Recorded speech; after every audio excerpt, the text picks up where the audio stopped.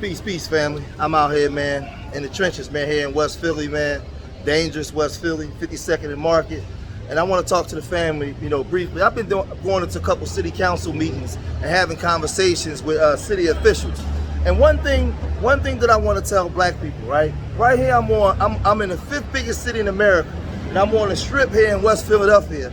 And all of these businesses out here, none of them are black owned. None of these businesses are black owned. Most of these houses in the area, we don't own the houses. Black people are guests in their own communities. And again, the 5th biggest city in America and one of the blackest cities in America. We have a higher black population than the white population here. So a lot of times, man, out here these officials say that we need funding for the black community and we need funding for the schools and we need funding for this. And I'm here to tell you that black dysfunction is profitable for everybody but black people.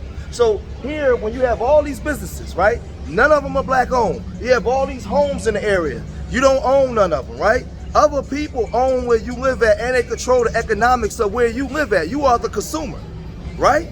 Why would these groups fund your schools or fund your communities to help you compete when their lifestyle is predicated on your dysfunction? They're making money off of your dysfunction. We got the game backwards, right? This whole community is black. Like, you can go from block to block to block, you see nothing but seas of black people, right? But when you go into the businesses, none of them are black. Very rare, very few of them are black, right? And it's very dangerous around here, right? We more likely to shoot and kill each other while the other immigrant groups come here and watch us do it. They watch us do it. So what I'm saying, what I want us to understand is we have to teach young black boys to get into a position of ownership. You can't get nothing done. I understand this now, and working with these kids, working with these nonprofits, going into these meeting places and stuff like that. I watch these officials say, well, the State Department is not giving money. And I'm like, why would the State Department actually give Philadelphia, black Philadelphia, money when your dysfunction is profitable? When a black boy, just think about this though, right? When a black boy kills another black boy, who benefits economically from it? So why the hell would they stop it? They're incentivizing you to kill each other. The problem is you don't understand that they're doing it. There's always other people that profit from us wiping each other out. So our dysfunction is profitable. So a lot of times they talk this black and brown coalition. There is no black and brown coalition, y'all. The brown people don't fight on behalf of black people. And that's no slight or no diss to the brown community, but the brown community has their own agenda. Here in Philadelphia, the brown community damn near live just as poor as the blacks. They have their own agenda. They don't talk black and brown. And I'm gonna tell you why we're forced to talk. I'm gonna tell you why we're forced to talk in black and brown here.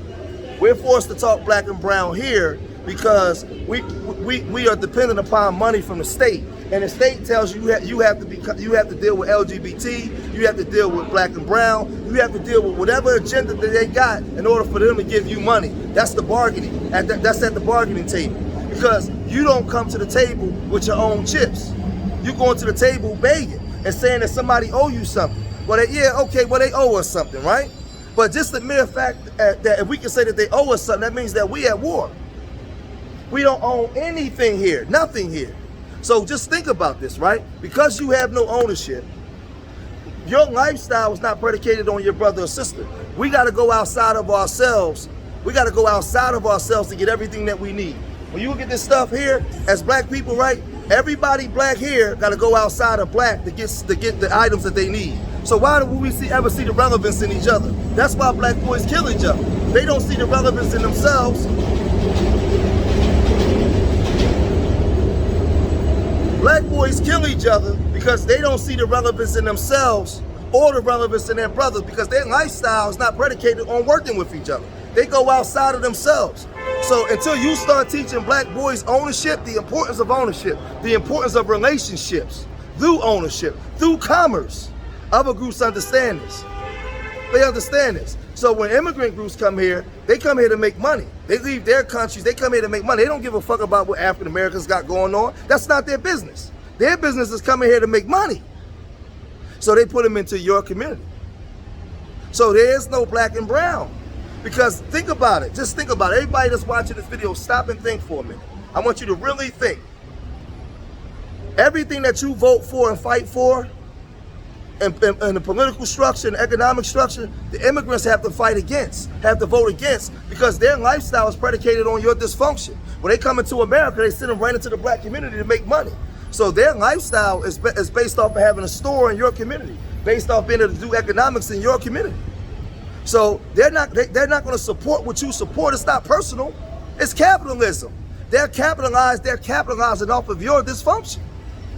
So how can there ever be a black and brown alliance? You're not thinking. You're not thinking. I got brown people in my family. My mother's a brown person, but there is no black and brown alliance. The brown people fight for brown people. That's not personal. Black people got to fight for black people. And that's just the way it got to go. But like I said, you can go to many cities, but Detroit, Philadelphia, Baltimore, Washington, D.C., Atlanta, Memphis, like the blackest cities. This is one of the blackest cities in America. You come here, you see black people everywhere. Very, very low home ownership. Very, very, very, very low businesses. I'm trying to tell you, I'm here on the strip. There's no black businesses. So why do you think black boys kill each other? Just think about it. Black boys kill each other because it's nothing that they got to rely on each other for. And if you in St. Louis, if you in Chicago, if you want black boys to stop killing each other, then you have to teach black boys business. You have to teach black boys how the politics work. And you have to teach them that their lifestyle is relevant to each other. If you're not teaching them that their lifestyle is relevant to each other, then you killing yourself. This is what it is, man. But I can move. We can show the strips. We can show the strips all the way around. All the way around here. And I'm telling you, none of these businesses is black. And I can go 5 blocks up this way, 5 blocks up that way. Go down to 56th Street, go down to 60th Street. Nothing but businesses. None of them are black owned, unless it's a barbershop. And you think that we're gonna get somewhere? You think we're gonna be able to make moves? That's not the way it works, family. That's not the way it works. We destined for failure, man. So I'm we're reaching out, like I said. Urban Nerds is working on a coding camp. I've been working with different city officials. We're striving now where we have a new grassroots organizations coming into play, trying to take over the city. We got a new incoming mayor coming in, and we're trying to be on the front line, conflict resolution. We want to bring these murders down from 500 down to 200 in the next 4 years. So that's what we're doing. We on the front line. We got to get our people, FBA, and those city council seats. We're basically trying to take over the city, man, because this city belongs to us. I've been living here all my life. This is where I live. I'm not going back to Africa. I live right here. Right here. I'm a black American. So there's no black and brown coalition. It's black American and what we need to get for us. And we're going to bring the murder rate down in Philadelphia, and hopefully other cities can follow suit, man. Because when you look around, the reason why black boys kill each other is because of this. No ownership. No ownership. So leave your comments in the comment section, man. Make sure you hit that like button, man. Make sure you subscribe to Street Media TV. Remember, I love y'all. Till the next time. Peace.